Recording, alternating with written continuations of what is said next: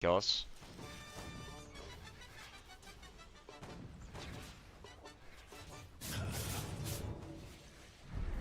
Amangdaya dove underneath the tier 1 tower mid by the Tusk. No chance of getting out. Though Bury the Hatchet will die up top as well, so double support rotations happening in both sides of the map, targeting priority heroes. But I feel like Bury the Hatchet is a lot more integral to this mid Ember Spirit, though with the catapult wave, I feel as though this mid tower is going to fall victim to much of the pressure that is about in this mid lane. No break, no Viper Strike for the Viper. But there is the catapult still, and I wonder who's gonna, if someone's gonna tank it. Yeah, Z3 will tank it for a little bit, has the salve going. Rocket Flare will cancel it. And they are bringing the Shadow Shaman over to, oh my gosh, Z3 is almost dead. Tanking as much of that tower as possible. They will get the deny, but you do lose your middle tier 1 tower on the catapult wave. And also you lose your wisdom. Well, no, you're not going to lose your wisdom shrine, but you're going to lose the rune. Maybe you lose the wisdom shrine. Viper's really good into Shadow Shaman. I really like Viper into the Shadow Shaman. I know it doesn't really do anything to the Shaman outside of, like, you know, killing the wards or much of that stuff. But, you know, the break stops the Shaman from really living through a lot of that stuff. Snowball in. Bisque. Nicely done, but the shackle comes out.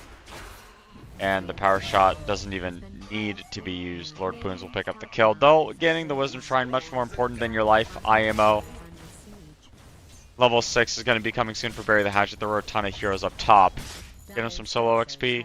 It's kind of the way that, you know, you want to play when you have a Tusk. You run around, they're going to drop Golem, get this bottom tier 1 tower, even if it means the Golem's life is forfeit. And I know a lot of people are like, man, why are people using Golem outside of team fights? This is the plan. Warlock is not a micro hero anymore. He's not that big team fight guy that you expect him to be before 10 minutes. He pops the Grimoire and then he uses the Golem to get a free tier 1 tower before your opponents are ready. And because you have that accelerated level 6, the timings just work out. When your opponents get level 6, you're going to have your ultimate up again. And it's kind of a perfect time where you're up a tower because you have the Grimoire and your opponent's not really able to match that sort of tempo. Also just take away more of the map. Rather, you see how much less of the map is available for our boys in red, or Carstensz esports players.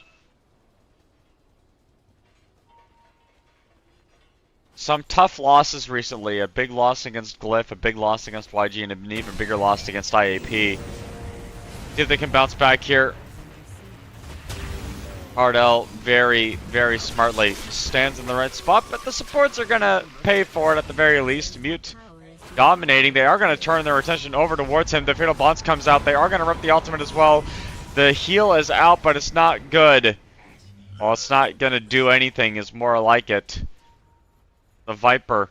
Problem with the TP boots on Viper. Big opinion. You have no money. Like, sure, you have this, like, global presence, but you've spent 2,400 gold on an item that gives you a bit of movement speed. And you don't have any survivability, so you can, like, basically at this point what I'm saying is take 2,400 gold off of Viper. And that is how much, like, money he has effectively in team fights. TP boots are a lot like, yeah, TP boots are just a lot like, what is it? Hand of Midas, in my opinion, on mids. Except instead of getting like 190 gold created for you out of thin air, you make some money moves. It's a macro farmer of an item. Straight edge, dead here. Very easy. NSC will pick up the focus fire kill. Not really anything you can do there. Pudge finds Bisque. Shackled up. They will drop the rock. And, I mean, this Pudge is pretty tanky. They are going to get the ulti down, but it's going to whiff. Unfortunately, And Lord Boons getting chased down by Hard L. TP out for Viper is gonna come in. He doesn't want to get involved in this team fight anymore. And Daya dodging that Viper strike. Very easy spell to dodge. D3 wasn't up top to, you know, get the lockdown. Needs level, has level 6. So it could have punched into Viper strike. Bury the Hatchet still waiting in the wings for that egg interceptor. That is kind of the big item in his inventory that we are waiting on. And big rotations happening bottom. They want to get this wind. They will get this wind. They will get this Tusk. Bringing the right amount of numbers to a team fight and letting Mamangdaya farm out still. And as much as Mamangdaya has struggled, we know what this guy's capable of. Sure, the lane is important and everything, but you know, he's kind of slowly climbing back up in terms of that net worth. He's climbing back up in terms of that potential sort of gamifiability. Wow, that's a big word for you on your Sunday evening. I'm kind of sad, guys. This is my last series that I will be casting of this tournament. Going on vacation. I won't be able to see who wins with my own eyes. Kind of sad. Take a look here at how everything is going up. We'll take a peek sees at the items. Falcon Blade for NSE, still not up to the Maelstrom. Still looking for Egg Interceptor, looks like on the Viper. He'll get it pretty soon. Drums completed on Straight Edge. Dragonlance Mask.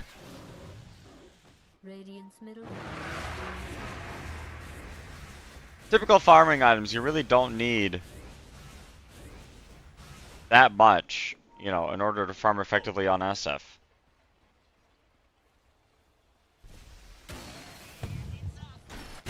Z3 gonna get hit with the hookshot. There are the chains available as well.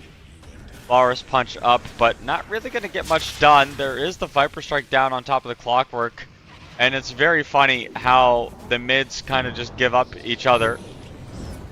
Mamangdaya able to escape. They don't get the Clockwork either.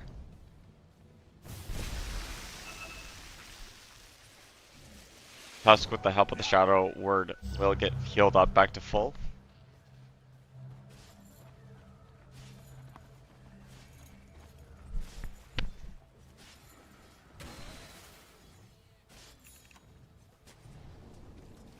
Probably the biggest thing. Oh my gosh. Bury the hatchet. Look for the hook. Oh my. Okay, well. Let's pretend that didn't happen. To be fair, the ramp. Like, ramp hooks, very difficult in Dota. There's something about the POV. You kind of want to if you're hooking on ramps, you want to overshoot the hook. It looks like it's going to miss, but it won't because they're kind of walking into it.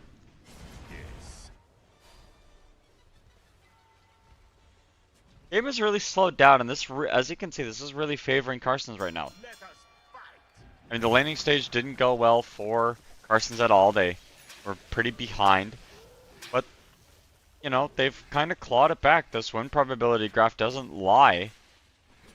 Well, sometimes it does, but it gives, you know, it's a nice pulse reader on the game state, how players might be feeling, and it's a really nice answer from Carstensz. Yeah, you lose the laning stage, but you can just let it relax. Chill out. Not do much, not put too much.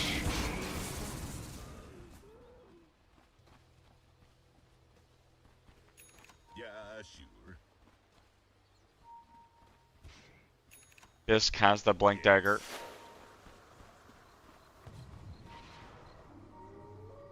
Available if he wants to. Dire's bottom tower is being attacked.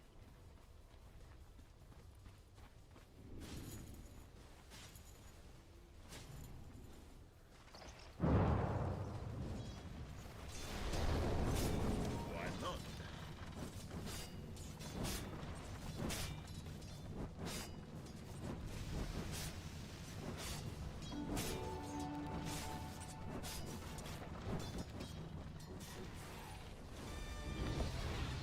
Let's see what goes on here.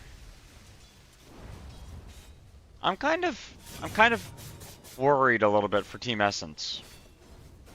I feel like they fell into a classic Viper trap, which is like win game or win lane, lose game.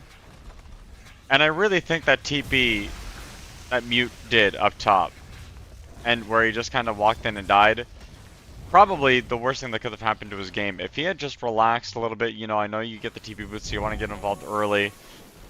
They're trying to find... Oh, they don't have to try to find. They do find the wind. NSC is caught easy, and they get the Z3 on the backline as well. Can't get out of the cogs. Essence continue to bleed kills around the map. At one point, will Essence be ready? They seem to be farming up for timing. Zagan and Scepter finished on both the Viper and the Pudge. A lot of stuff that you don't want to stand next to, I suppose. Warlock has Golem up and available. But how do you lock this Pudge down? How do you keep Pudge in place for long enough? Fatal Bonds comes out.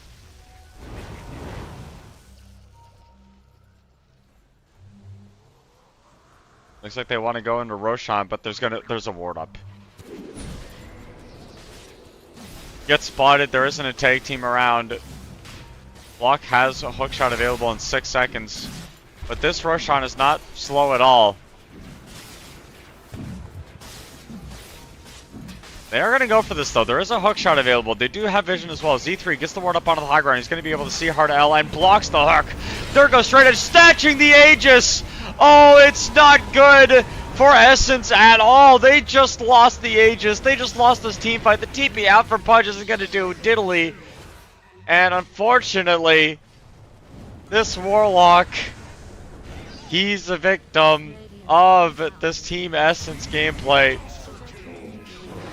Ultra kill for SF. What an ultimate from Trill outside of the pit, just ripping it, forcing everybody deeper into the pit, and they also get the blink in from Batrider at a perfect time. A full team wipe, a straight edge chase down the Tusk. And that is... okay, that is basically really bad. That is... Everyone's not behind. Valmangdaya fully recovered at this point. Even Borderline is starting to get ahead. Trill is on another level. Carstensz with the straight edge position 3 Batrider. The most impactful thing straight edge did that team fight was buy a blink dagger. He's gonna get chased down here though. Hookshot comes in, flame break into the cogs. Snowball comes out, the damage is pretty decent. But the Batrider not able to live, and NSC will continue to take the team fight to Hard L. Turns around. Cogs not going to do much of anything. It's a double kill for the wind. We'll see if there's a smoke play needed. There is a smoke play available. Oh no, that's the Shadow Blade. Never mind. I thought that was a smoke. BKB looking the way for Bury the Hatchet. There is a blink on SF. Or I mean on Bisque. SF doesn't have a blink. He doesn't really need one though. SF's here. Right clicks are coming in. There's no way. You just finished that TP on Mute. So you kill the Shadow Shaman. But with the shards, the chains, I mean, it's an easy triple kill for Carstensz. And Essence are just overextending at this point. They are all sorts of distraught.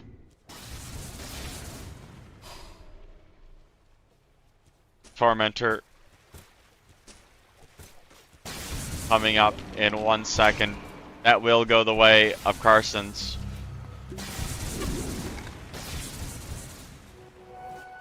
I really liked the way Essence played the early game. I really liked what they did, but they made a bad 50-50 call on the Roche fight. And ever since then it's bitten them. They've been snake bitten by the inevitability of this dire draft.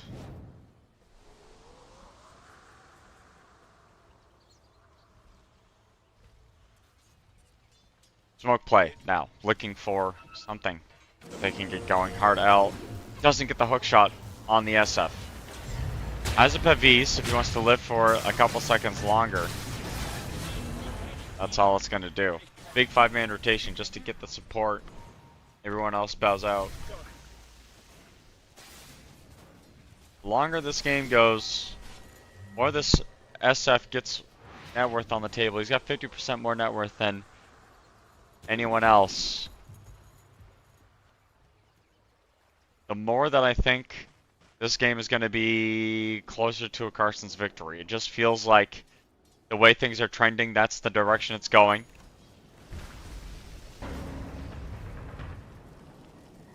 And you wonder what's happening around the map, right? Like, what happened? Team Essence had this big lead, and I think a lot of people are going to think to themselves, well, they just took that bad rush fight. Well, no, the downfall kind of happened before that.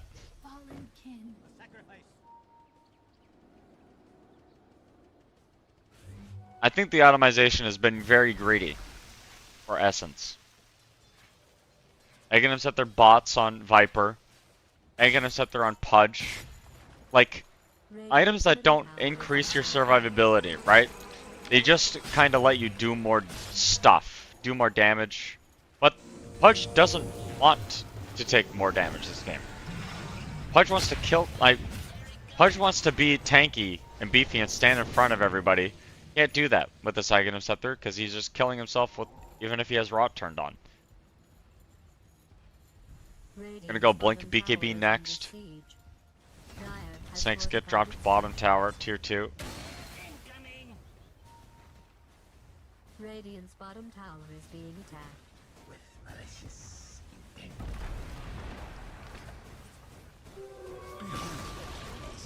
There's just something about this game that smells like, I don't know. Smells a little bit to me like overconfidence. Especially after the way those lanes went. I wouldn't have, you know, expected that the game state to be in this position at 23 minutes.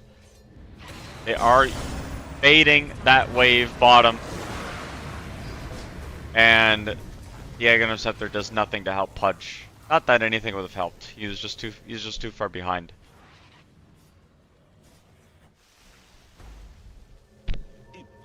Pull back. Or Carstensz after that pickoff. Got it. Really nice pickoff though again. And like this smoke play, this counter smoke after you lose a hero, very normal. Drill is spotted.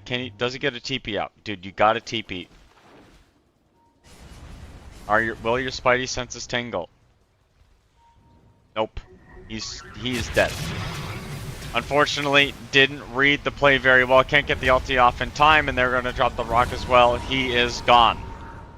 Did not respect the play. Did not think that there was going to be a counter rotation. Of course, there was when he didn't think there was going to be. Aghanim Scepter completed a Mumming Dial. Let's look at some of these items. Oh, never mind. There's going to be the blink up onto the high ground. They got the shackle, but it's not going to latch. Hard L trying to just keep Trill or NSC off of his Shadow Shaman. Rocket Flare for some vision. D3 pays the price for that commitment.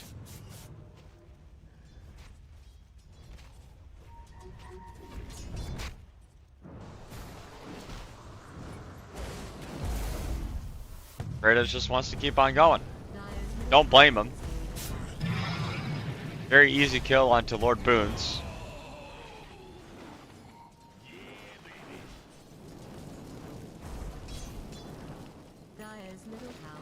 I guess people like Batrider for like the BKB piercing stun later on. As the game progresses, you always have that angle. But I don't know. To me, it's always felt like this hero sort of needs so much in terms of items. Like, I know Batrider support is something that gets played, but you know, position 3 bat seems to be where the hero kind of lives. You know, that's his home. Home of this Batrider Always eluded me. There were games where this Batrider hero is like getting ultra kills off of Firefly and can't be stopped. And then there are other games where Batrider is 0-10 and every time he lassos he dies. Just depends on what flavor of Batrider you're gonna get. They do drop the Serpent wards down on the bottom lane. Mamangdaya doesn't have Aghanim after his courier was killed off. They find Bisque on the back line, but this might have been an overextension. Hookshot will find the Warlock maybe a bit too deep on Hard L. They get the blink in and the lasso down on top of the wind. I mean, Trill gets a really nice ultimate off. They will find the Tusk. No, they won't find Tusk. Ember Spirit. Remnants away still. They will eventually get the target that they were looking for, but Bury the Hatchet very strong with the BKB still. Chains is going to be able to come out. Mamangdaya helping set up some plays. Viper stunned up, dead. Can't get the BKB off in time. Bury the Hatchet's BKB is over as well. Force staff forward up onto the high ground. Bury the Hatchet. One last right click does the trick. Blink up onto the high ground. Now they are going to get the Shackle down on top of the Wind Ranger. And I don't think that they have the save available. As they ping the bottom lane, they want to get this bottom lane of Rax. A very nice, clean team fight.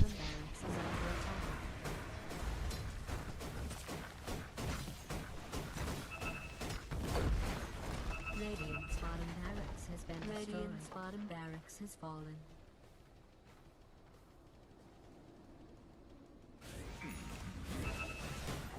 This is a team that you just have to cast spells better against. I know that might seem ridiculous, but Carstensz Esports are on another team fighting level right now. They're playing so disciplined, playing so coordinated. Straight Edge will have his blink canceled, not really able to get much going there. But one laner Axe down, they're going to walk back into the Roche pit. They want to get the second Aegis. The double damage rune on SF and this MKB. It is not hard to think that that would be very easy to come by. Straight Edge. Under some vision. D3 will get the snowball in. He does have a blink and he's good to get out. No. He gets 3 tapped by Trill instead. Lord Boon's dropping the rock and the Fatal Bonds, but Mamangdaya is up on the high ground. They're going to be able to see it with the help of the Fatal Bonds as well. Rock declared. Nice hook. Blind up on the high ground. They're going to get the lasso stun, and that is a lot of damage. Viper doesn't have the HP pool or the armor to get through this. The Trill just walks up the high ground and continues to be a menace. TP back. The tower goes down. They still have the Aegis of Immortality. Straight Edge left. But maybe he's not even needed. Maybe he's not even needed. And for this Warlock kill, he definitely isn't.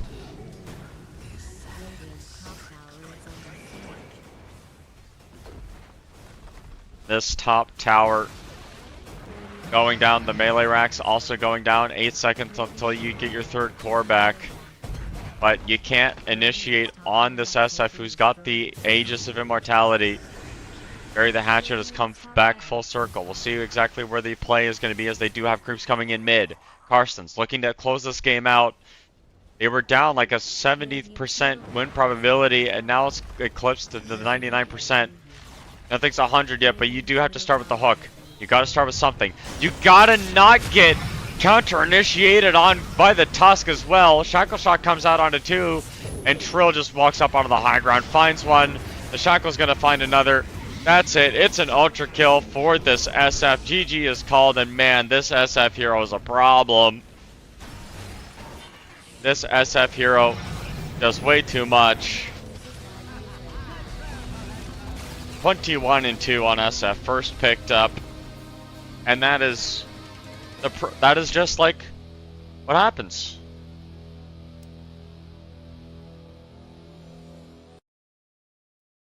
When you don't respect the comeback mechanics. It's just not ideal to put yourself in these positions where, you know, you put so many eggs in the basket of shutting down Mamangdaya that you forgot this guy doesn't care about being shut down. He's a very, like, lose lane, win game type player, and those kinds of players are very difficult to play against. Sure, he didn't really do a whole heck of a lot. I mean, the last pick Clockwork did more damage, but... No, he didn't. Sorry, I was looking at damage dealt. But it was just the SF, and everyone else in the game was just paper, right? Wind didn't feel very impactful. Once the MKB came out on SF, it was kind of over. Lord Boons, I felt like that Warlock was definitely a highlight for me. But the Pudge off lane didn't work out. Very experimental. When there's the last pick Clockwork, what can you do? It's impossible to play Pudge in that matchup. That's just kind of how it is. Game 3 isn't going to be for a little bit. It's Game 2 first. And we're going to be seeing that after this quick break. Don't go anywhere. We'll be right back.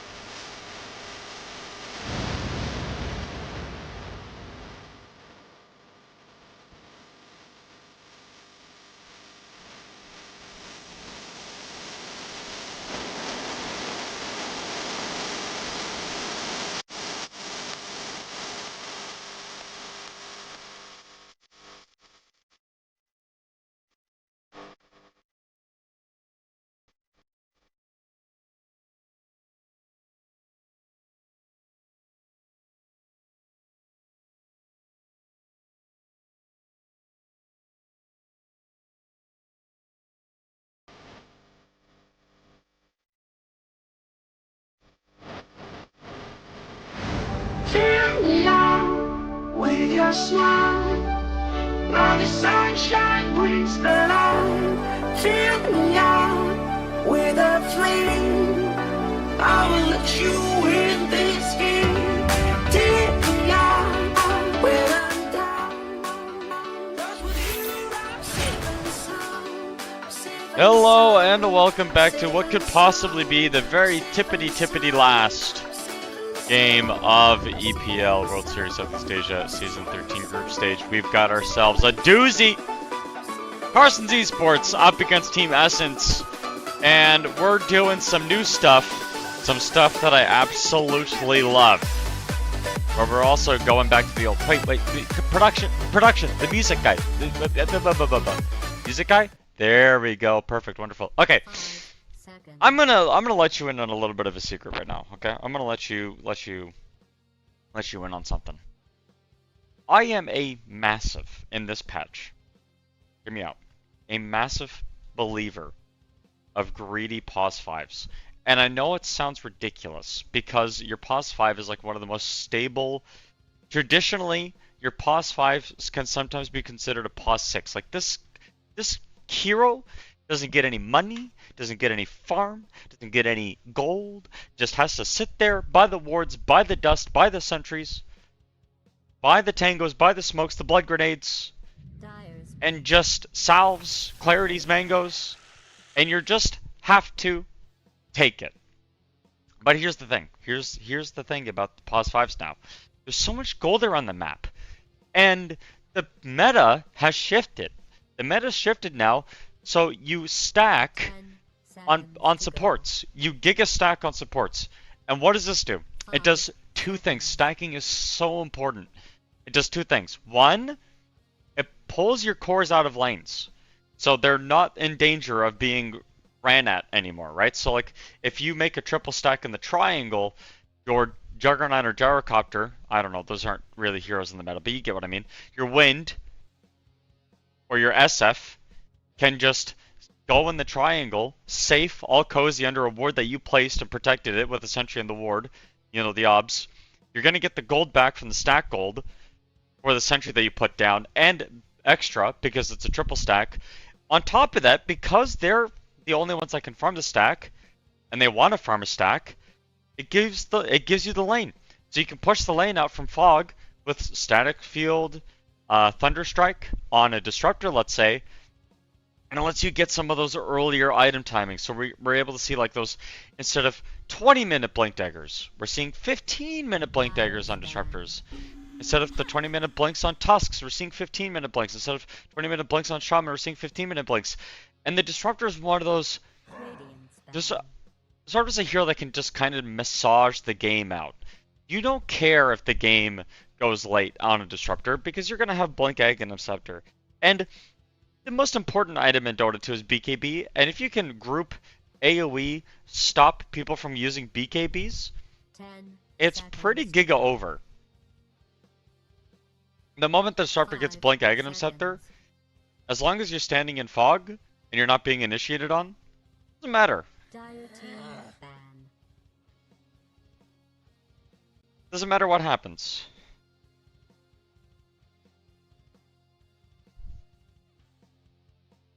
So that's why I like the hero. Really plays into the meta right now. It is slow, but I do think that, you know, I know like ganks from Disruptor are like, what are you doing? But I do think the hero does have ganking potential if you have aggressive, you know, an aggressive hero. Because Disruptor is a +1, right? Disruptor is a +1 to a +1. He's like a +0.5. But he's the best +0.5 there is. Because if you're like, say, you know, 5 a Viper plus seconds. Tusk really want people to stand next to them, just glimpse back the person that Viper struck. Just glimpse back the person that Tusk is tag teaming. Dyer's pick. And Disruptor also notoriously good against the Puck. The Puck is a much better matchup against Viper than any melee hero you can ever think of. It's probably like the only hero that can play in the Viper lane relatively fine. As I assumed Viper in this game, 10 Mute will likely seconds to go for the Nether Toxin Corrosive Haze build up in this game. If you go for the poison attack, you're just not going to, you know, Puck is not going to interact with you in the lane, right? This is a non-interact hero. So we'll see what the kind of game plan is there. I do like this Team Essence lineup quite a bit. AoE team fight on the Disruptor, individual pick off with Tusk, Wind, Viper. But Carstensz go back to what they know. They give Straight Edge his Bat Rider back. He played a really nice game. They have good pick off with Shadow Shaman, Tower Push with Jakiro, Shadow Shaman, team fight, Tusk, Snowball, and Wind Ranger Wind Run, but that doesn't really do much of anything.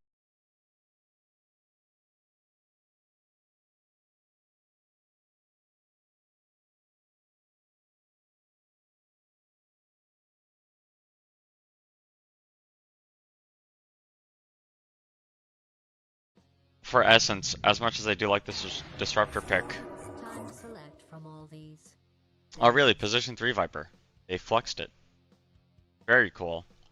Kind of the problem that I've been seeing with this hero is if you do get out tempoed, and there is a lot of tempo on Carstensz, you're pretty useless. But Glimpse is really good against Bat Rider and specifically breaks lasso.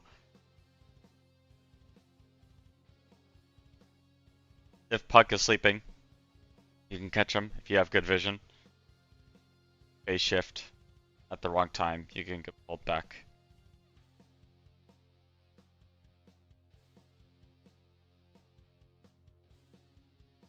And, you know, like, I'm not going to be the one to sit here and say, man, wow, one team got incredibly outdrafted. What I will say is, in my opinion, this is likely going to be one of the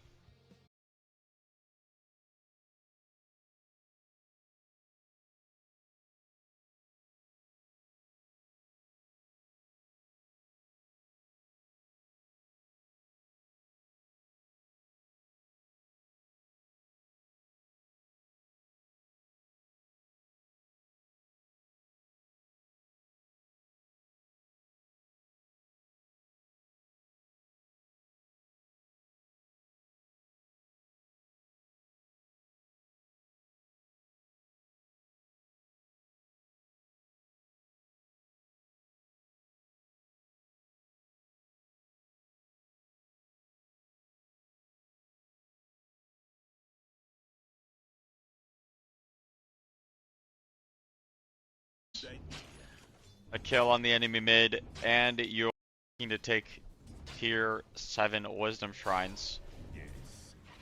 If NSC goes up to, you know, do some sleuthing to the enemy shrine, he will be able to find it. It looks like he's going through Portal. He's got Focus Fire. He wants to be able to find the Abaddon, only level 4 at this point. And this is the nice thing about going for the solo XP on your carry, is that Disruptor's not even that far behind. Hardell is super dead here. Stuck in the shards. Didn't even really need to static field that. Bumps back is good enough. Ray the Hatchet gets the kill.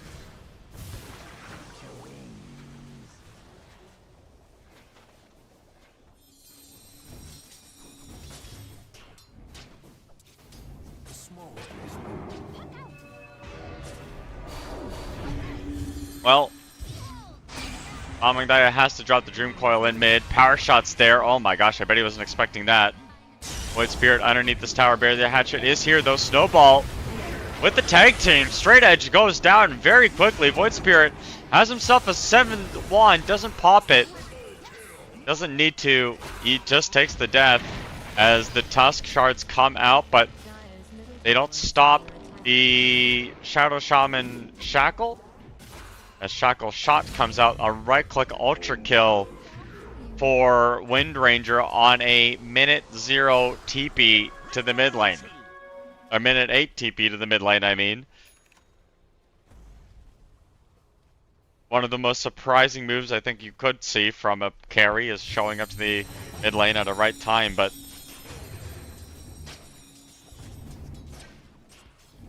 I think this is something that more carries need to think about. Am I strong? And can I push? Can I contribute effectively without impacting my farm too much. Now he impacted his farm, but he got an ultra kill, so I feel like he's okay with that. I think if you would take ultra kills over farming one creep wave every day of the week.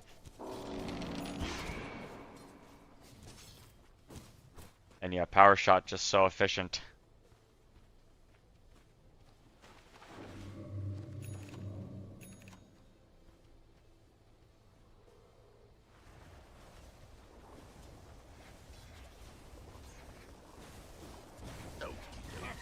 Everyone on Essence is up the net worth chart, but we did see this literal same thing happen in game 1.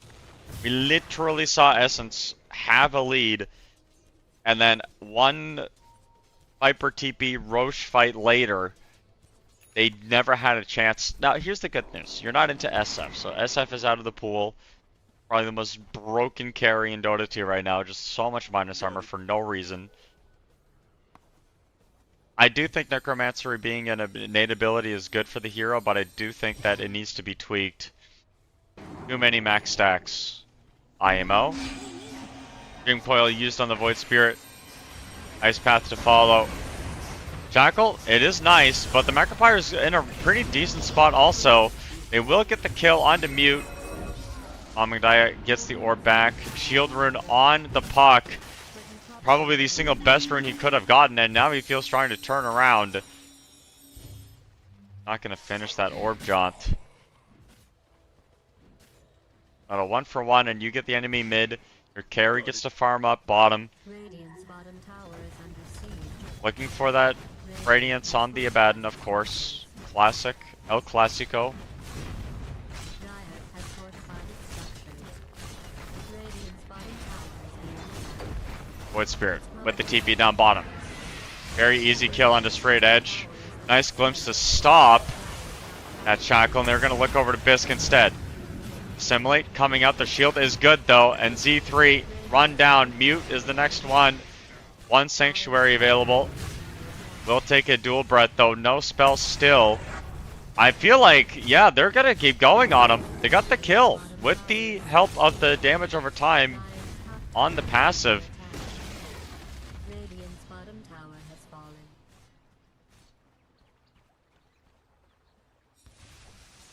These team fights are not going how you want them to, and it just continues to be that problematic game plan where, yeah, sure, you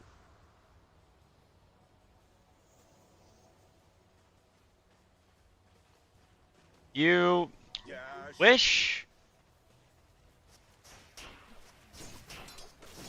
things were going better on Carstensz. But if you look at the net worth, it's not actually that bad. It's only like less than 1,000 net worth lead now. Another like 70+% win probability on Essence that just got dropped for no reason. Overextending, and that fight bottom. Perfect example. I feel like that's just encapsulates Mute a little bit, like, not well, but that's kind of the same fallacy that he fell into game 1, where he felt strong on Viper. He went to a team fight, and then he got killed. And, like, dying on these heroes is not the way that you want to go. And he does get silenced. They won't have the damage for him. Double John able to get away. Nice break of the Shackle with the glimpse. Abaddon with the relic coming to his inventories. About 1,000 gold away from the Radiance now.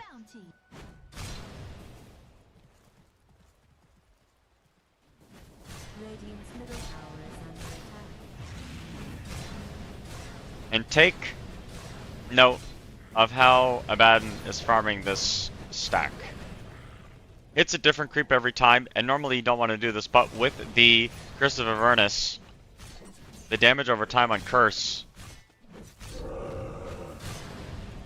is exactly, you know, when you have damage over time abilities like that, you want to just make the dot apply to everyone for longer. You'll deal more damage that way.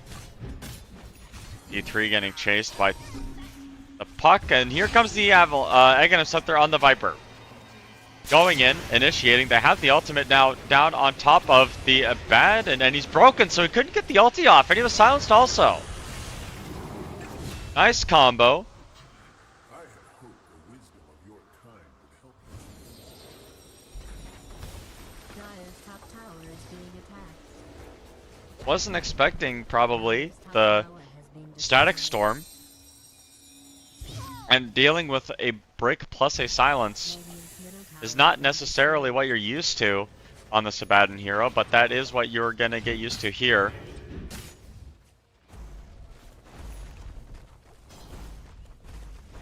Dire's top tower is under siege.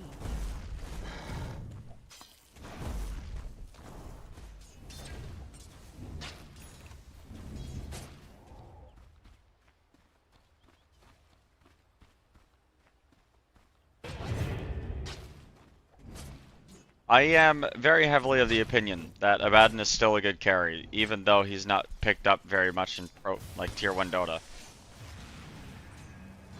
I know some of the changes kind of made him worse, but he was in a giga broken state, and now he's just in a good state. Like, he's very pickable, Radiant's very middle tanky. tower is being attacked. Tanky in the way that he just absorbs damage. Not in the sense that he can just sit there and eat 8 gazillion spells. It's very like burst, anti-burst. Kind of the opposite of Weaver. Well, I guess Weaver is anti-burst too, but you just don't want too much burst or lockdown.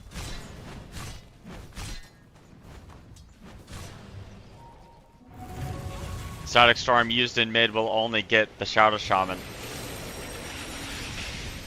And he gets glimpsed back, but it's not going to do much of anything. Dream Coil has been popped. Macropyre's down also. And Mamangdaya will back away. Dead. Lord Boon's not thinking about the Blink quite yet. Not in his inventory, so. Or not in his quick buy. We'll see what he ends up picking up here. Radiant's middle tower is Witchblade under finished attack. on the puck. Pretty important item.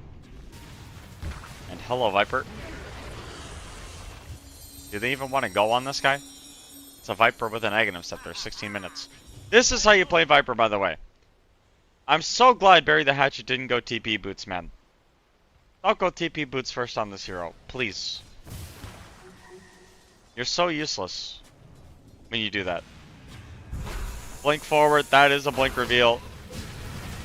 That is a big kill also.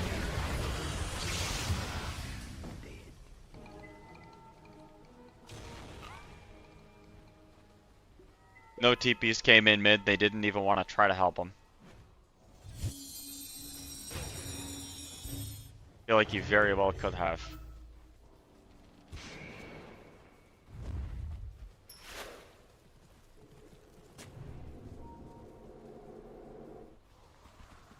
If you say so.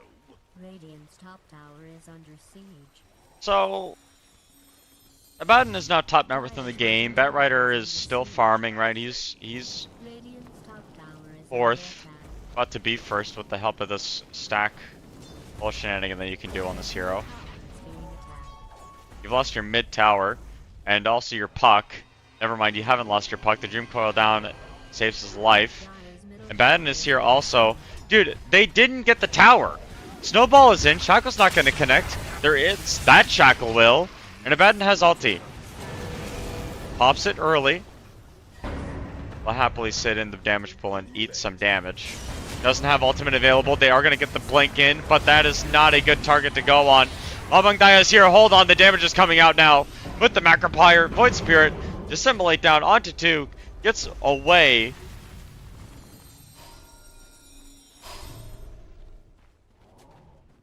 They didn't take the tower. They went for kills instead. I don't know if I agree with that. I mean, I know you get some pretty important pickoffs, but that tower does not respawn.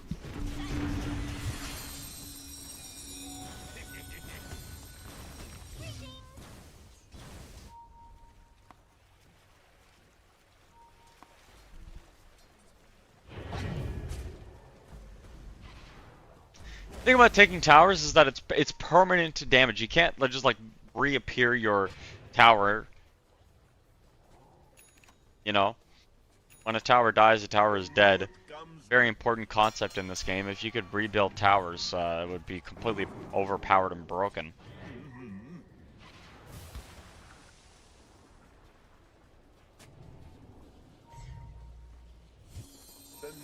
Towers give a measure of exactly how much space you have around the map that you can get to safely. The less towers you have, the more you have to bundle up as 5. Just so. You cannot escape. Great Edge trying to 1v4. Doesn't work. Go next. That's okay.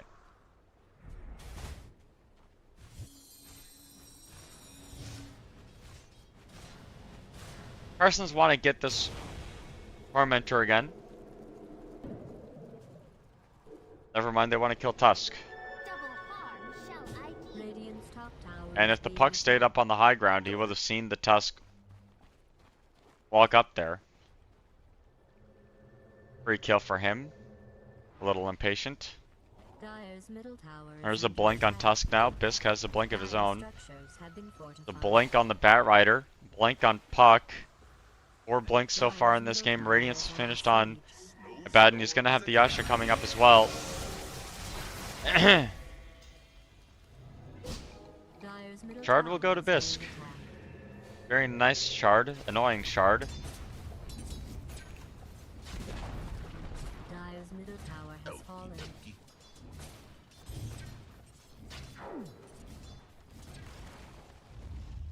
Grade A. Tier 1 tower for the Shard. Probably worth it.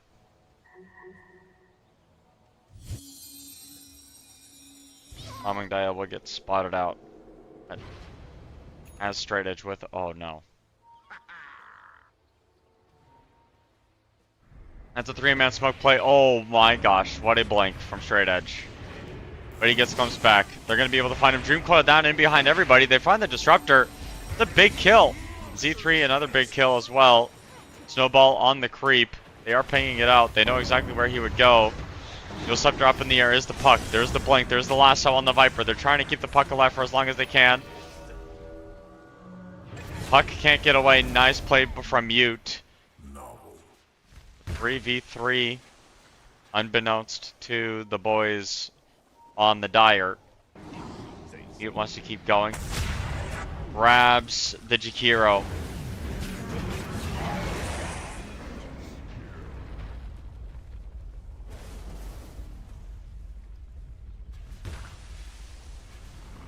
I think you have to stop lassoing Viper, I'm not gonna lie.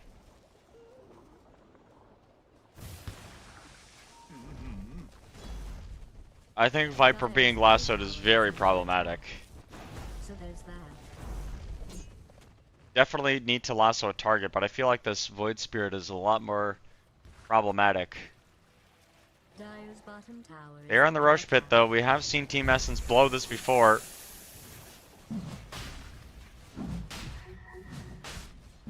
Dire's bottom tower There's a ward on the high ground. They get the Scepter down on top of the puck. The puck is Omega dead. Can't get away. The Psychic Storm is there as well.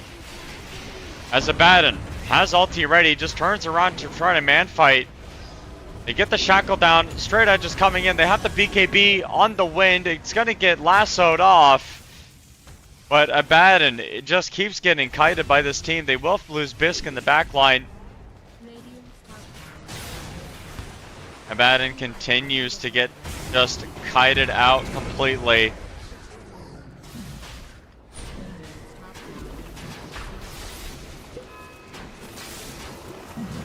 And Essence will get this Roshan. Nice ward on the high ground. Spotted everything that was going on. Dire's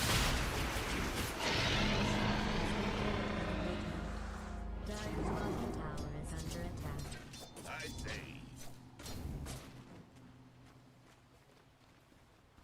Looking good. Dire's bottom Looking good for tower is Essence this under game. attack. Looking good for them the last game. But with the Roshan, it's a little bit different. There's no, you know, Dire's bottom tower SF to just carry the day. has fallen.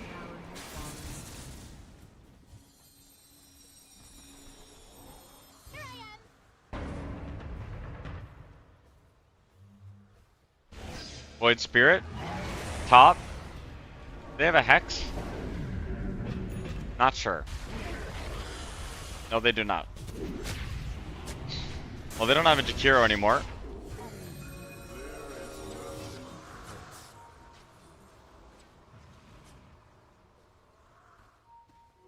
Got it.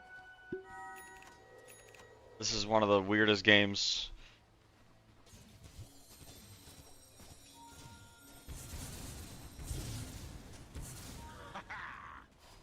Dire's top tower is being attacked.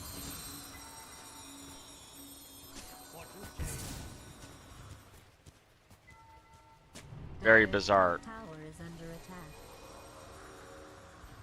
Very bizarre. Just the way that Radiant's everything is middle panning out. But tower is Viper under ain't. attack. You know, Viper's Dire's been. top tower is under Barry the Hatchet's been playing pretty good on this hero. Dire's top tower has fallen.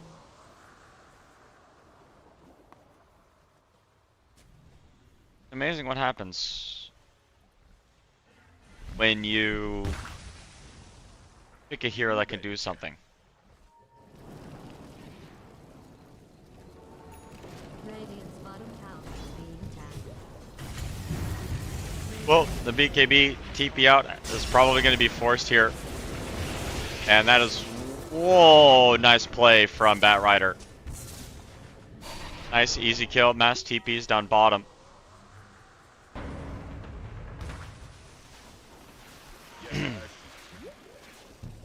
What does the wind have that was doing so much damage? Oh, Mjolnir. Mjolnir Daedalus.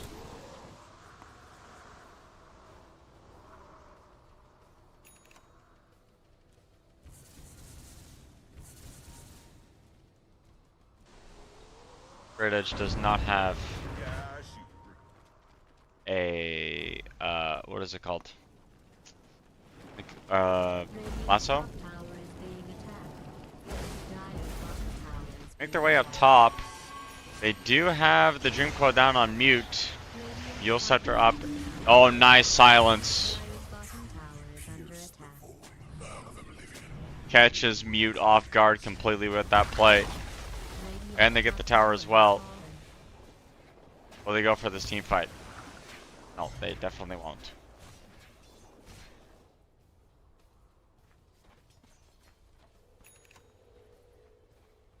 Continuously sneaky plays by the Tusk in the wind. I'll open up a lane onto straight edge. Tackle is good, but they get the Hex on the back line. Hold on a minute, there's a lasso too. They're gonna lasso the bat. I mean, dude, this is just... You gotta stop doing these plays, man. Wind pops the BKB. Does he have a TP out though? He doesn't have a TP. Tackle. Not gonna last for too much longer. The Hex is gonna be able to buy some time. He can't get out, even if he wanted to. Elm, no. Mute got baited. Only delays my designs. And that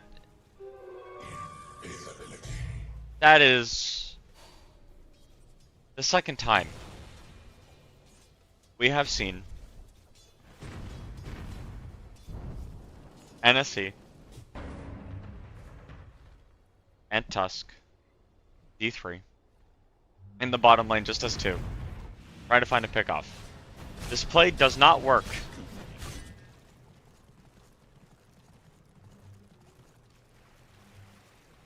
They keep going for these pickoff plays, Radiant's but there's a bottom tier 2 is tower being for attacked. the enemy team to TP to, and they were all kind of ready for it. Hype finished on Viper. Radiant's bottom tower is under Viscus here finds the Viper. Are they just gonna let him TP out? Why not? Visc just did not find him. All W?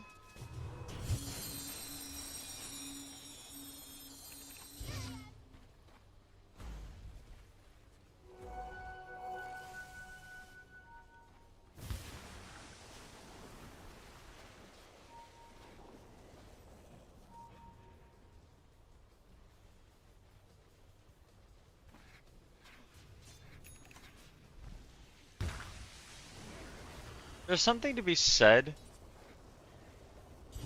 for the way that Carstensz played this game. Now, Lord Boons is 30 minutes and has a blink dagger. He has not done the stacking like game plan that I expected him to do. Just straight up hasn't. I don't know if he has stacked. Let's check. Where's the there's no camp stacked button. Okay. Jakiro dead. They got wards there. 50 seconds with the Jakiro, hard L. Fortunate. For Carstensz. Nice pick off though. Able to just kind of go in mid.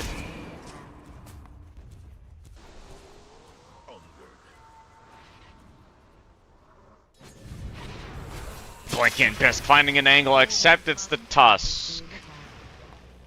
And they're just gonna let live and let die. Great Edge forced to pop a BKB here, and the blink. Radiant's bottom tower is under siege.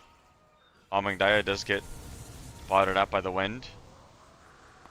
Never mind, wind goes the other way. There's a DD rune for Amangdaya. Yeah. Blink, BKB, Parasma.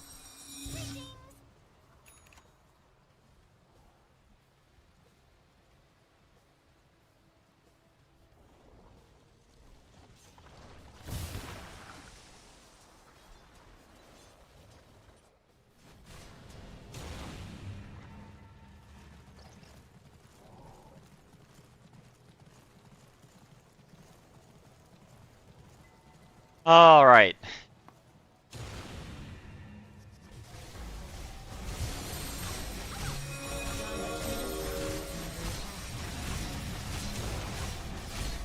Yeah.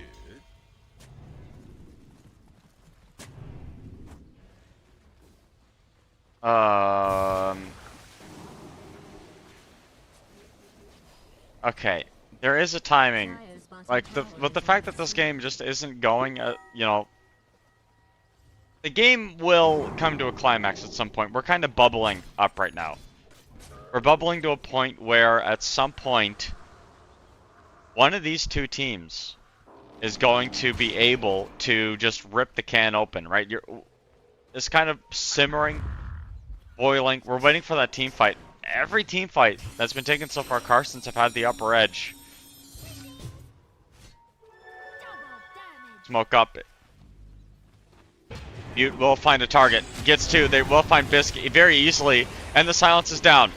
Shackle. They know which one the real Abaddon is, but there's a save!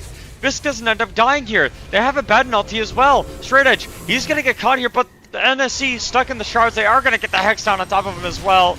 Nice silence down onto two as both the carry and the 5 die. They buy back on Bisk. Abaddon still has ulti ready and to go as Z3 shards are the only thing he has left. The blink up. Nice shards block. And Bisk finds the Viper on the side. Will they go for more? Hard L getting stuck in now as there is still that double damage rune on Amangdaya. Snowball in. Abaddon just chasing people down left, right, and center. That is a very long-range shackle to try to get the kill down on top of Mute, but here comes the Abaddon. Ultimate has been committed. There is going to be the breakdown, but they will get the kill anyway. Nice damage here as that is a dieback on the Shadow Shaman. And Viper Tusk is going to be able to push away Abaddon and Radiant's top the tower puck. is under siege.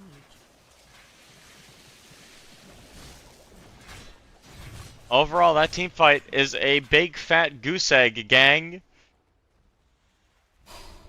That team fight was nada. Zilch. Nothing fundamentally has changed about the game state. Everything was used for the Dire. Fortunately, Disruptor got caught a little bit. Couldn't get the angle that he wanted to. Found an okay static storm, but just kind of died anyway.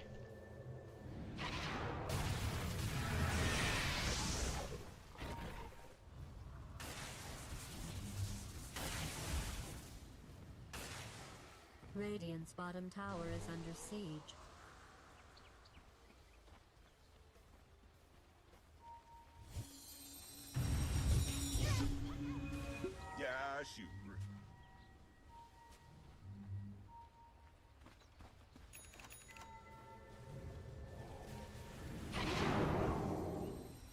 Dire going to the Roche Pit.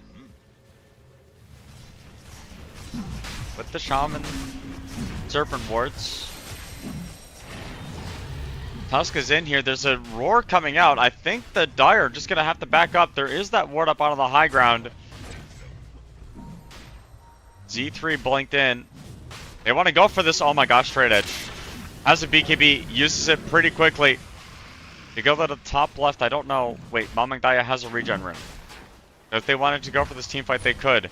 They blink around on the back line. They're going to be able to find the Tusk on the back as well. Lord Booms here with the two-man Static Storm, but they go in, and the Mamangdaya snatches the Aegis of Immortality!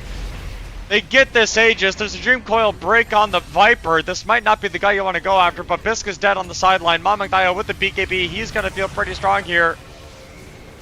And continue to go up onto the high ground, get the kill onto Z3. He does have that Aegis of Immortality. Blink up onto the high ground.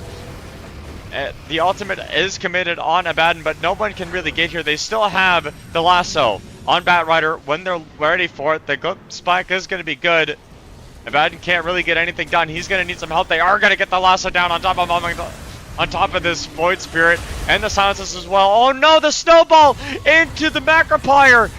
But it doesn't matter. They are going to get the shackle. What a shackle. What an illegal looking shackle on straight edge. Mamangdaya against the world at this point, but the glimpse is going to be good. He doesn't have a single spell left. He does now.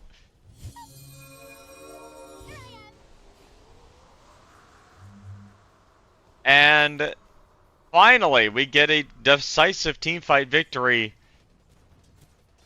for Team Essence.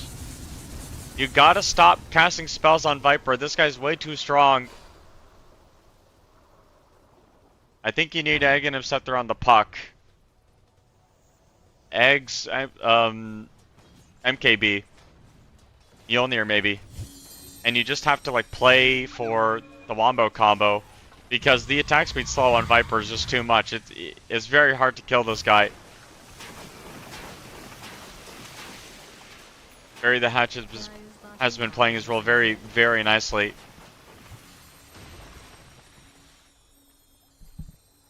He doesn't need a BKB. He wants people to cast spells on him.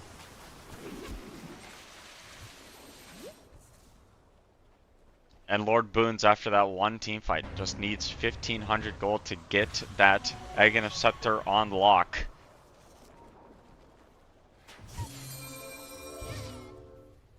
Mamangdaya gone.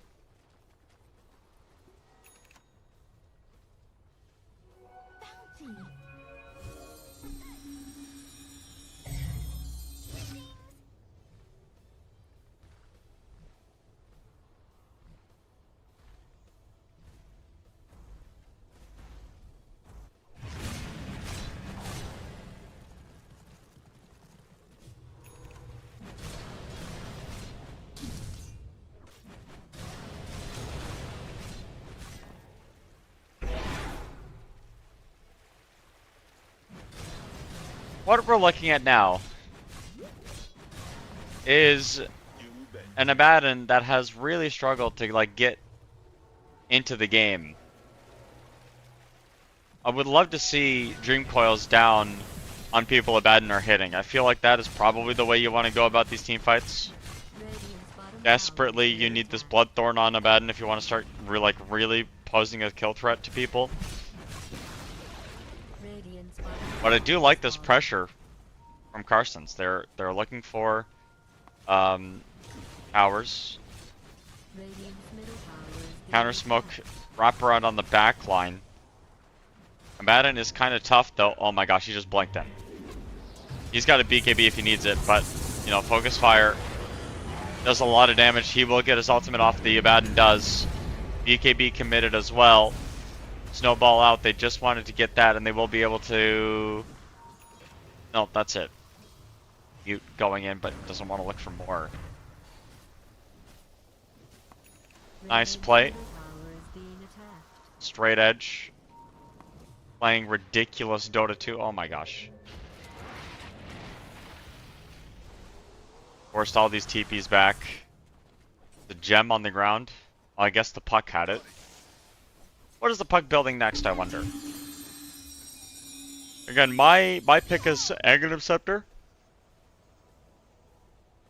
if you're a Tusk and Disruptor and you're like building like these blanks and these BKBs, you're not building like the self-defensive items that stop from the right click. You can very easily just blink ulti the Disruptor and kill him with an Aghanim Scepter Mjolnir combo. Even if the Disruptor does have Aghanim Scepter. 1200 gold away. It is an inevitability at this point, but it is also very late. 40 minutes for an Ags on this hero is quite slow. Especially because you do have farming tool with the static fence, or static field, and the thunder strike. Smoke plate. Up on the high ground, Z3 is in the trees. Omnidaya finds a bunch of them. The Aghanim Scepter Lasso gets the Disruptor with the Aghanim Scepter Macropire. Oh my goodness. Well, there's a refresher. That's an ultra kill. Okay. Well, what the hell, man? This Batrider's giga farmed. Okay. Well, that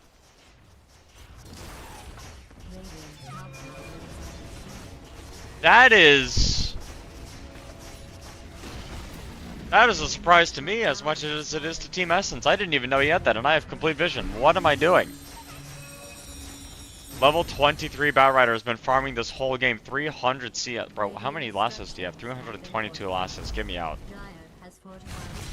410 on Bury the Hatchet. Yeah, that's straight up an ultra kill, and now you're gonna get 2 lanes.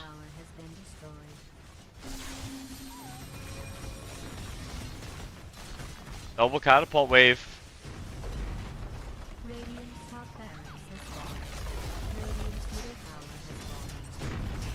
They're just going for the melee creeps. They know that the melees are the most important, so they're just gonna pick them up.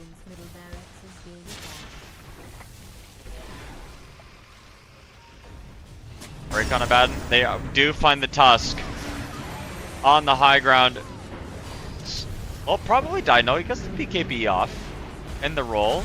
Bury the Hatchet goes down onto the low ground as well, just looking for this angle. But they didn't kill anybody, and the BKB TP is out. Red Edge doesn't want to take this team fight anymore. Maybe you should have thought about that before you went for it. Abaddon can't get the blink away and will die. Pay for his team's sins.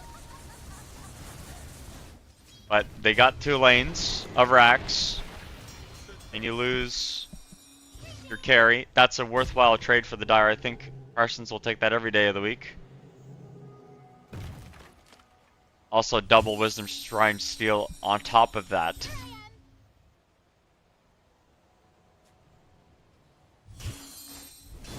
Yeah, the Batrider. Sure, he's been AFK farming, but hey, man. 40 minutes? Basically 6 slotted?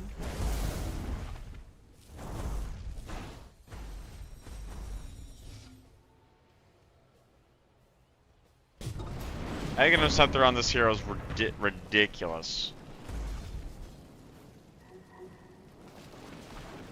Ridiculous.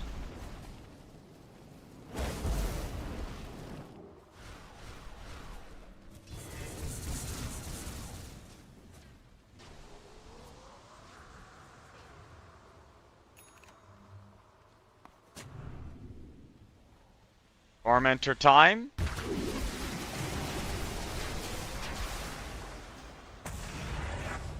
And Roshan time.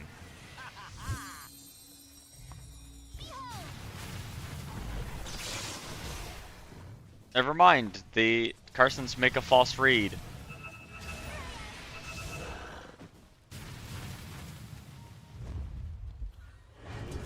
They're gonna go ahead and smoke up here.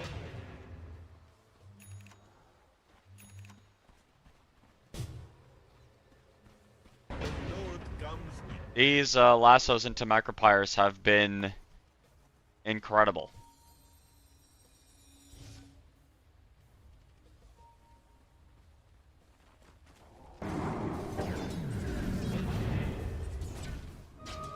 see if they want to get this Void Spirit. Yes, they do. They have the damage on top of this as well, very easily. He does have a buyback if he wants to use it, though. And they will catch the Abaddon inside of the problem place. Does have a refresher on Abaddon as well. NSC wants to go in. They find Mamangdai on the left-hand side. Can't quite get the angle there. No glimpse was available.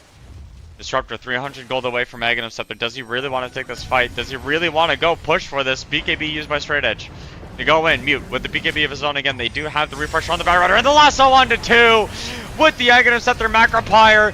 Bloodthorn is good. They are going to make their play over to the Abaddon. He can't quite get his ultimate off in time. Mute taking a lot of damage. Bisk is stuck. This Macropire is doing a lot of work right now.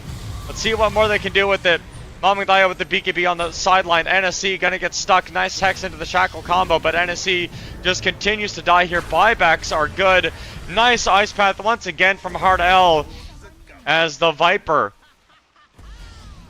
attempting to kill. This is just one of the saddest things I've seen in a long time. So much damage missing when you don't have your puck.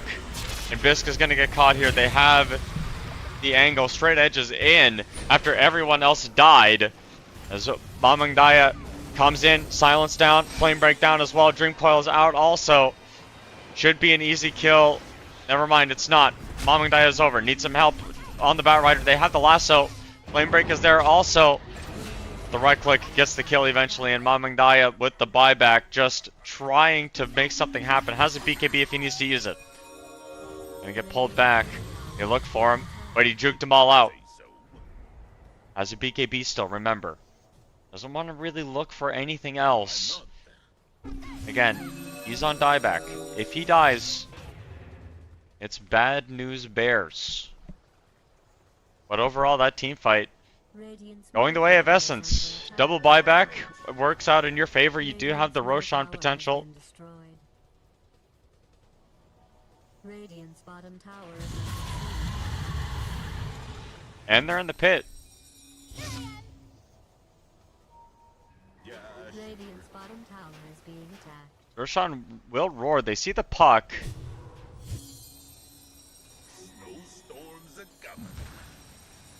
It's going to be a 5v2 here on this team fight. I do not believe that there is an angle. As they catch the puck. He has a BKB if he needs it. Where's the shield? No, there's no shield. The Hex is out. And Abaddon will likely pay for this. The BKB comes out. Nice Macropire. Turns around. Tries to help kill this Mute Void Spirit. He will die, actually. That's a lot of damage. It's a dieback on the Void. They also got the blink out on Abaddon as well. 4v4 fight that they don't want to take. I find myself strangely drawn to this odd configuration of activities. Do you, Mamangdaya? NSC gets the Aegis. A smoke play from the four of them. They think that they're stronger even though they don't have an Aegis. Team Essence want to close this game out. Refresher Orb is going to be available on Abaddon. Trill. It's not the 21-2 of the last game, but it is still pretty damn good. There's a Hex on the Viper also. The ward gets dropped, and unfortunately they did see that.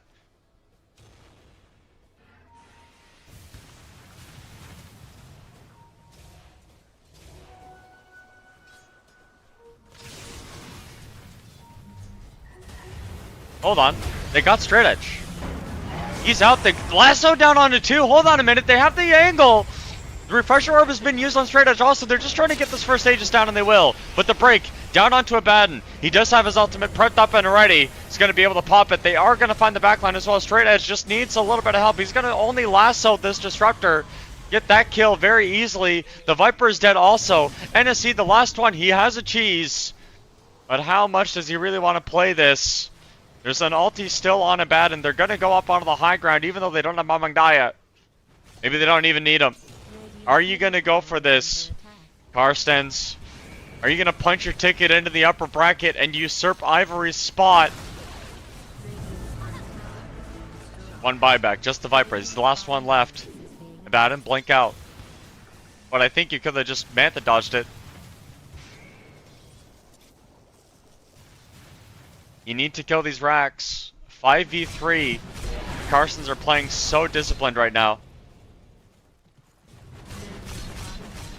Manta illusions kill the ranged. The melees are under siege. Lasso not available. 3 seconds. Lasso's up. Outriders looking for the angle.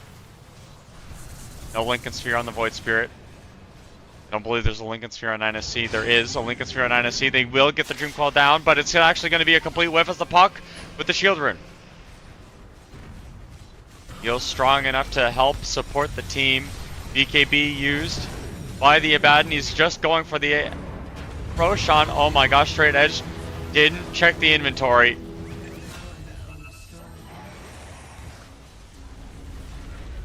So straight edge has buyback, but it's going to be a mega creep defense. The first wave of megas coming in at a very fortunate time as well. It's not going to be a lot of time. Sometimes you can, like, if you take the megas, there's like 30 seconds where you can just kind of chill and relax. Not this game. These super melee creeps are the last on the map, and once they're gone, it's just melees from here, or megas from here.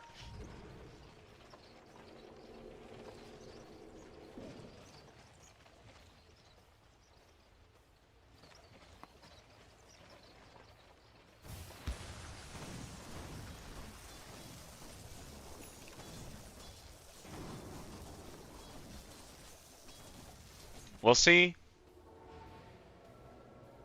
Oh man. This game is just one of those games, you know what I mean? It's just one of those games.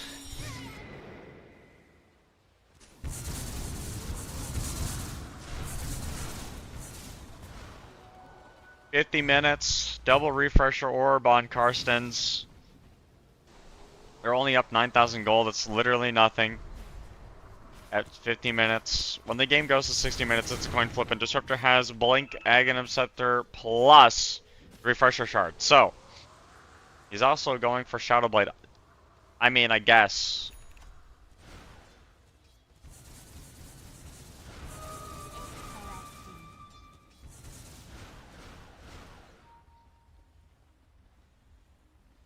By the way, there's going to be a lull in the game. Because there's no way either team go up high ground unless they have an Aegis. So we're kind of just waiting. At this point, we're going to wait together. As one love, one, you know, support your local communities.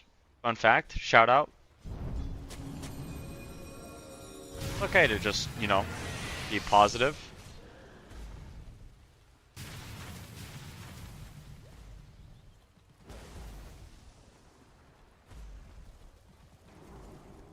What is the plan? Like, what is the identity here? You know what I mean? Get fall behind on Essence and then just hope you can come back and outplay teamfight your opponents. I feel like the Viper's kind of just accepted, like, the Viper's not really scaling anymore. I think this is like the peak of Viper. This is as much of the Viper as you're gonna get. The best you can do is synth Ags into Strength Blink.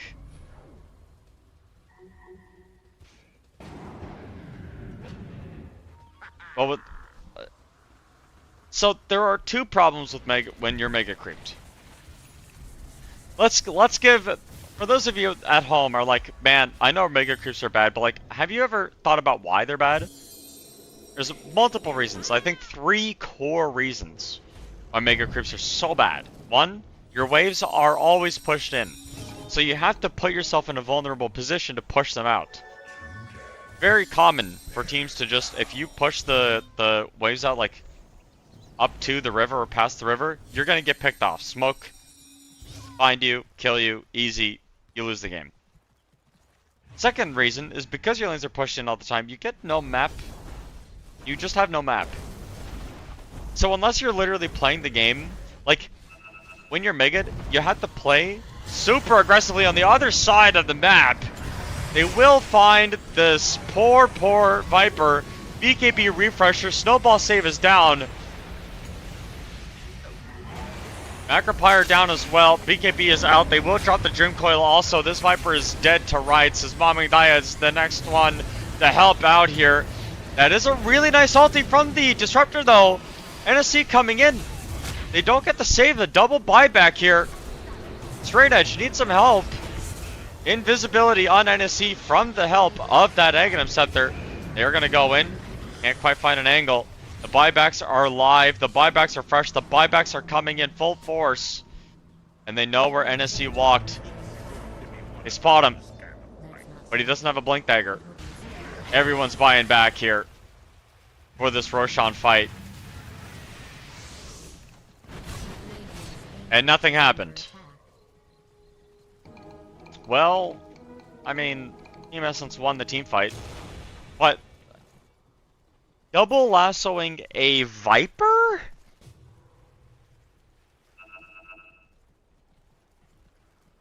Onward. Why not double lasso? Why not double lasso like...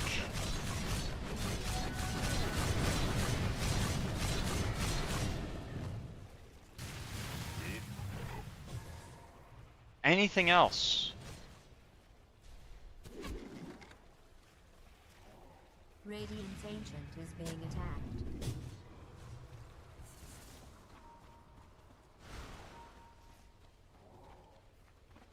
Radiant's Ancient is under attack. Yep.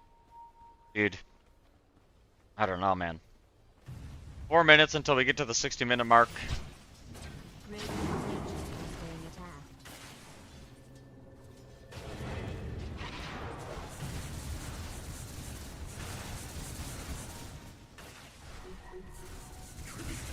Continuous pressure on this game.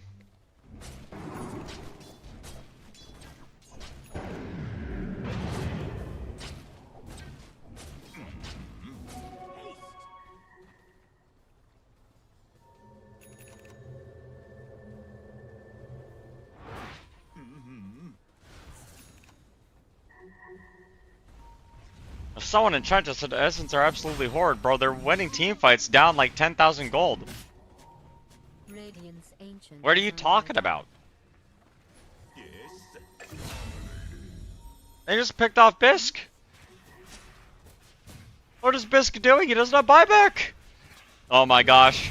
The Disruptor gets the ultimate off, but Mamangdaya gets the Aghanim Scepter. Lord Boons is dead, no buyback.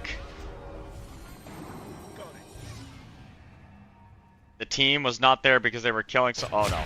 Mamangdaya with the Aegis. They don't want to, I mean, they really don't want him to die right now, but he doesn't really have a choice as the Baton just goes in. Lasso down onto 2. Macropire's there as well. Ice Path on to follow. There goes the Viper. They're going to find Z32. Diebacks galore here. We might not even get to the 60-minute mark. We might not even get to 60 minutes. The lasso comes out again. Pull them apart. Make them bleed. GG is called. And a very abrupt end to this best of 3 series as Carstensz come out on top and just win a very, very important best of 3. This EPL World Series has now completely opened up.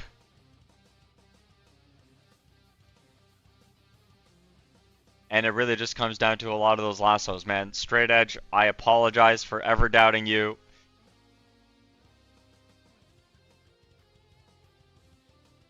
I take back everything I said. And we're going to be able to go through the... I'm going to very quickly go through the bracket here. As NSC tried his best here in this game, 19-5-11, but it just wasn't enough. Carstensz lower on kills, but ultimately it's objectives that win games. So, Cloud Rising and Team Essence, we are saying goodbye to them. Team Essence did not make the playoffs. Unfortunately, they would have had they won this series. Cloud Rising, bit of a forgettable performance from them, 1-6. Did not have the kind of tournament that you would want from a team of that caliber. Cloud Dawning and Ivory Team are your two lower bracket teams, and it's crazy because Ivory Team, like, took a lot of teams to best of threes. They only got 2-0'd by Team Essence, who aren't even in the playoffs right now. But Carstensz was the best of 3. YG was the best of 3. Glyph went to the whole third game. Just couldn't close out. If they won one of those series, they would have made upper bracket. And Cloud Dawning, a clutch win against YG and... Or sorry, my apologies. Clutch wins against Team Essence and Cloud Rising put them in the group. But if you look at, you know, the strength of schedule right now, Cloud Dawning, well, not strength of schedule, but their matchups. Cloud Dawning, 0-2 against every upper bracket team, 2-0 every eliminated team, and a 1-2 against Ivory. So they really got to figure something out. Looking up towards the upper bracket, Carstensz, the most recent winners of this series. Again, just a team that can't quite crack those top teams, but did take IAP to a third game. IAP, who only lost to Ivory and Glyph. Everyone else they beat in best of threes pretty nicely, actually. Lewis has been standout player for me this tournament so far. YG, bit of a weird one for them this season. Normally they are pretty like number 1 or number 2, but with Glyph being here, a soft tier 1 team, at like tier 1.5 team, I would argue, go 7-0, looking to make their way up into Blast Slam and further on. This is kind of a tune-up tournament for them. You know, same way that Essence and Raconics have used EPL. Glyph are kind of moving up the bracket and looking for that next tier of Dota 2. So that's the BL end-all Ivory Team. Cloud Dawning, your lower bracket matchup. Glyph will be playing against Carstensz, and YG face against Interactive Philippines in upper bracket. That being said, thank you so much for watching. This has been the final series of the group stage here at EPL World Series Southeast Asia Season 13. And I feel like we had a pretty good group stage so far. Very excited to be here. Very excited to, you know, that I was part of this journey. Unfortunately, I am Gonzo Alonzo. You won't see me anymore. Sag. But that's okay. You're in good company. Company of Waxen, Yuhang, Toltris, Crasheroni, Kozda. But I am none of them. I am Plate, and I will be signing off. Thank you so much for watching the group stage. The playoffs are coming at you quick.